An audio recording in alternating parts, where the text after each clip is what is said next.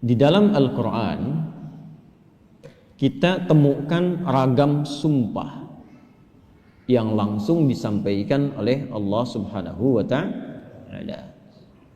Allah itu tidak bersumpah pun pasti yang difirmankan sudah penting. Dan sumpah itu ciri penegasan dan kesungguhan. Kalau dikaitkan dengan makhluk ada kesungguhan. Makanya kalau Anda ingin menguatkan sebuah pesan dan menunjukkan Anda serius, pakai sumpah ya. Besok ada ceramah Ustadz Adi di Masjid A. Wah, yang benar sumpah. Nah, dia. Nah, kata sumpah itu kan biasanya untuk menegaskan sebuah makna kan dan menunjukkan kesungguhan. Nah, Allah itu tidak bersumpah pun itu pasti sudah penting apa yang difirmankan. Apalagi kalau disertai dengan sumpah, maka pasti ada yang istimewa di dalamnya. Jadi kalau kita menemukan ayat dalam Al-Quran diawali dengan sumpah, ini menunjukkan pesan yang disampaikan di ayat itu tidak biasa, ada yang sangat penting, berbeda dengan pesan-pesan yang lainnya. Jelas sampai sini? Baik. Wal fajr. Ciri sumpah pertama itu kalau ada di awal ayat. Ini secara umum ya. Dibuka dengan huruf waw. Ujung kalimatnya itu harakatnya kasrah. Sudah? Misal, waw ketemu satu kalimat ujungnya kasrah. Wal fajri wal laili wasyamsi wadduha. Jadi setelah waw ada kalimat ujungnya kasrah. Nah, itu diartikan wawunya sumpah.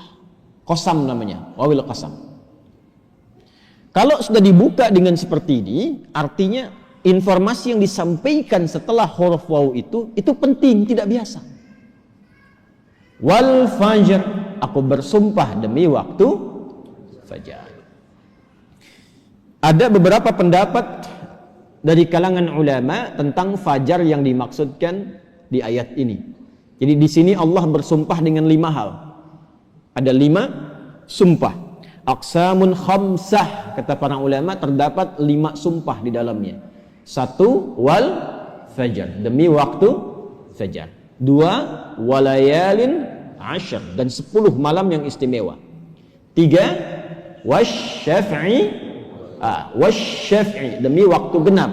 Kemudian 4, wal watr.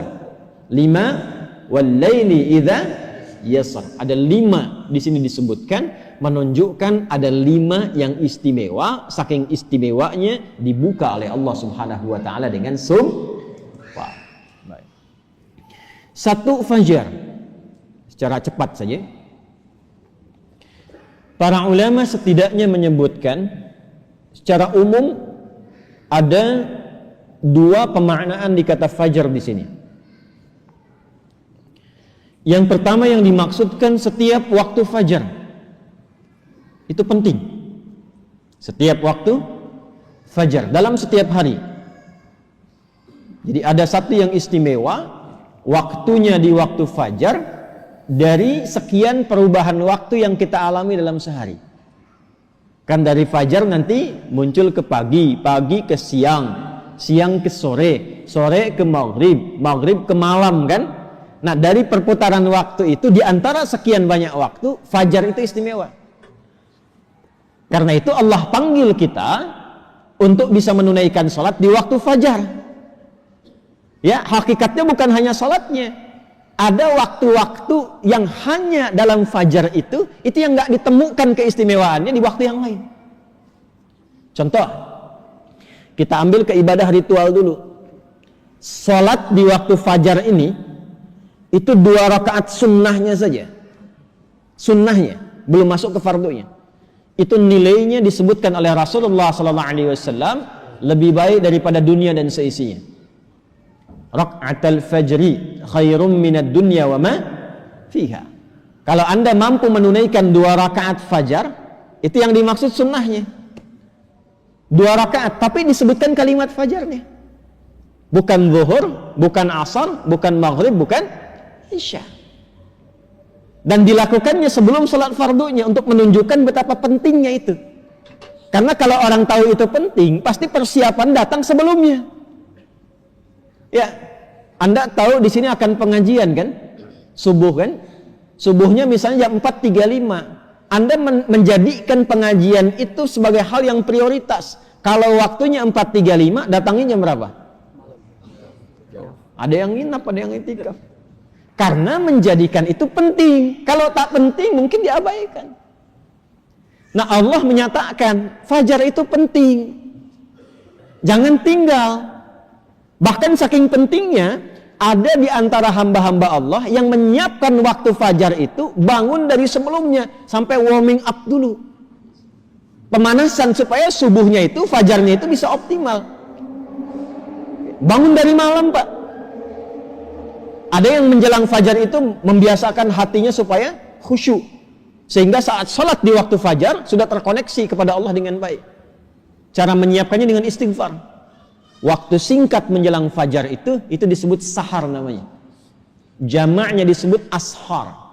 Ada orang-orang yang kalau sudah tiba waktu ini, dia banyak istighfar, istighfar, istighfar, istighfar. Supaya hatinya lapang saat fajar tiba, terkoneksi sempurna kepada Allah. Sempurna. Nyambung. Itu ada di Quran surah ke-51 ayat 18. Wabil ashari hum yastaghfirun. Ya. Kalau ingin dikuatkan kesabaran, ingin diberikan rizki sehingga bisa sering infak, ya. Ingin diberikan kemampuan menjalankan segala sesuatu dengan benar, menatap dengan benar, mendengar dengan benar, berjalan secara benar. Itu diantara amalannya, rajin istighfar di waktu sahar menjelang fajar. Dah, ini ijazahnya langsung dari Al-Quran. Surah ketiga Ali Imran di ayat ke-17. As-sabirina was-sadiqina wal-qanitina wal-munfiqina wal-mustaghfirina bil ashar. Ya. Quran surah ketiga Ali Imran ayat 17. Paling kiri sebelah atas tuh. Itu di situ istighfar di waktu sahar itu disamakan dengan 4 amalan tadi. Sabar, khusyuk dalam ibadah, bisa rajin infak, dan benar dalam menjalankan aktivitas. Itu di antara latihannya rajin istighfar menjelang fajar. Makanya kalau sudah istighfar, terbuka hatinya, terkoneksi dengan Allah, itu ibadahnya akan lebih enak dibandingkan dengan yang jarang istighfar. Gitu. Alhamdulillah. Ada sifat qanitin di situ. As-sabirina wal qanitina. Sedangkan kita diminta salat itu dengan sifat kunut. Orangnya disebut qanit, jamaknya qanitin. Ada di mana ayatnya? Al-Baqarah ayat 238. Hafizu 'alas salawati was salatil wusta wa qumu lillahi qanitin. Tuh. Kalau mau salat, mau enak salatnya, jangan sekedar salat. Memang betul sudah selesai, ya, menuntaskan kewajiban, beban kewajibannya hilang, tapi kenikmatannya dapat nggak? Manfaatnya dapat nggak? Kalau ingin menikmati salat, ingin dapat manfaatnya, dapat ketenangan, terkoneksi dengan Allah, doanya cepat dijawab, maka khusyuklah dalam salat. Nah, di antara cara mendapatkan khusyuk itu istighfar. Dibuka. Sehingga sekat-sekat yang membuka kita itu, yang menghambat koneksi kita dengan Allah itu terbuka. Ini dari Quran. Dari Quran. Nah, dibiasakan istighfar paling enak itu di waktu sahar menjelang fajar. Apalagi kalau bisa tahajud sebelumnya. Kalau bisa tahajud, ya, tahajud, kemudian istighfar, terbuka hati, rajin memberi di situ. Itu disebut langsung oleh Quran, kalau dia bertahan dengan itu sampai wafat, itu disebut sebagai calon penghuni taman surga yang sedang beraktivitas di bumi. Itu Quran surah 51 ayat 15 sampai dengan ayat 23.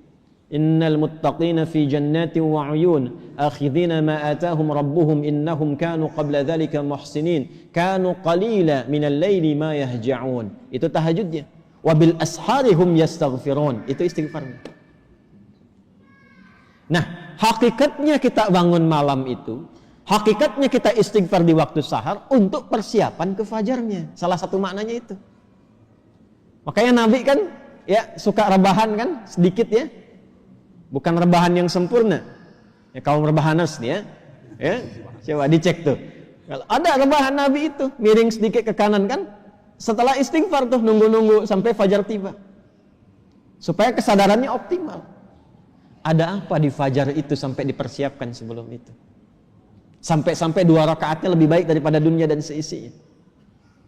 Itu kalau dibaca pakai iman gak ada yang bisa menandingi. Saya tanya antum, dikasih 1 juta atau 2 rakaat sebelum subuh? Ayo. Oh, masa? Huh? Coba dicek. Sana ada lomba balapan di sirkuit tuh. Berlangsungnya sebelum subuh. Siapa yang datang duluan di dekat situ, 10 tempat pertama mendapatkan bonus 5 juta. Cuma nonton aja dapat 5 juta. Tawaran kedua, datang ke masjid, tunaikan 2 rakaat sebelum subuh setelah adzan tiba, dapat dunia dan seisinya, lebih baik daripada dunia dan seisinya. Pilih mana?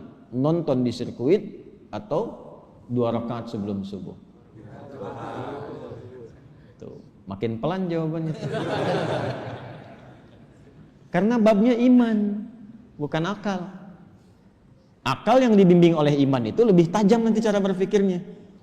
Mampir dulu aja ke masjid, ntar balik lagi ke sana. Berarti ada yang penting. Kalau antum ingin latihan jadi orang baik atau anak pengen jadi baik tuh, konsistenkan subuh.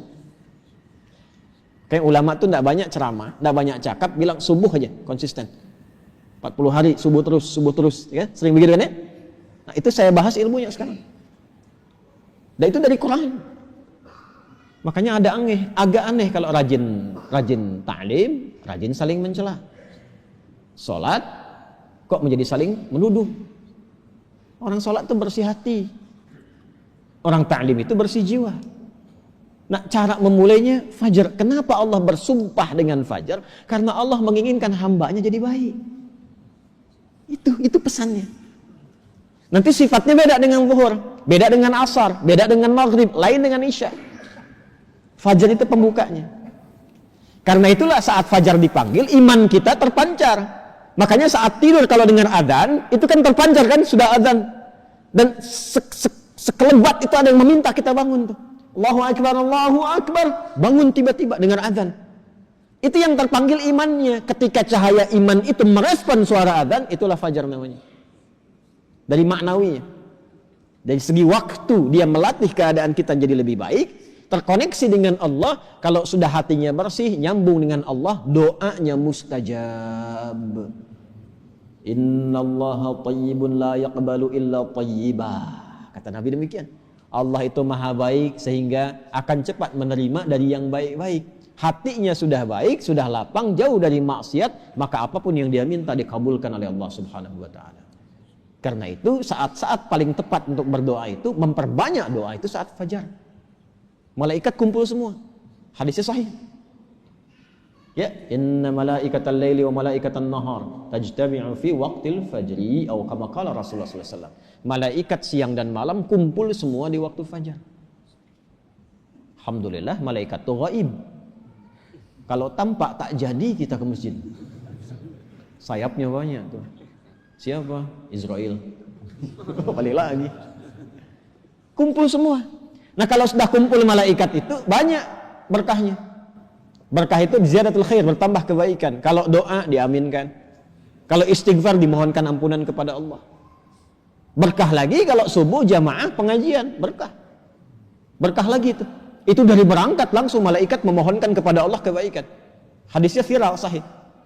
Di Ibnu Majah itu. Ya, dari Abu Darda radhiyallahu ta'ala anhu. Qala Rasulullah sallallahu alaihi wasallam, man salaka tariqan yaltamisu fihi 'ilma sahhala lahu tariqan ila al-jannah wa innal malaikata la tadau ajnihataha ridan li talibil ilmi. Orang mau berangkat menuntut ilmu, itu malaikat membentangkan sayap memohonkan kepada Allah ridha untuk orang itu.